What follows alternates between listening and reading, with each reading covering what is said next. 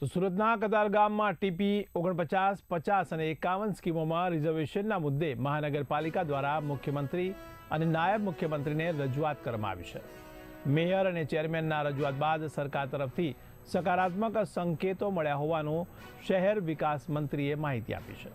ત્યારે આ યોજનાઓ હેઠળ રહેણાંક મકાનો, સોસાયટીના સીઓપી, વાડીઓ અને ધાર્મિક મિલકતો પ્રભાવિત થઈ રહી છે। તો ટાઉન પ્લાનિંગ વિભાગના અધિકારીઓએ ટેકનિકલ દ્રષ્ટિએ રિઝર્વેશનના પ્રભાવ અંગે સ્પષ્ટતા કરી છે।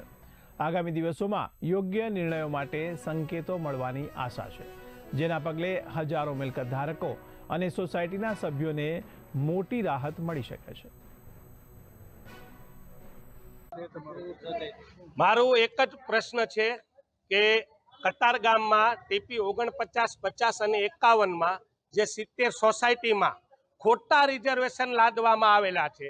રાતોરાત 2004 થી 2021 સુધી કોઈ રિઝર્વેશન નહોતા। દસ્તાવેજવાળી સોસાયટી અમારી જગ્યા, એની ઉપર ખોટા રિઝર્વેશન 2022માં એસી ઓફિસમાં બેસીને જે લાદવામાં આવેલા છે ને, એને વિરોધી છું।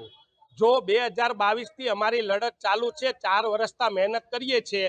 અહીંયાના મેયર, કોર્પોરેટર, ધારાસભ્ય, ઝોનના અધિકારીઓ, કમિશનરોને અમે વિનમ્રતાથી આવેદનપત્ર 2 હાથ જોડીને આપ્યા છે, પણ તેનું હજી આ 4 વર્ષમાં નિરાકરણ આવ્યું નથી।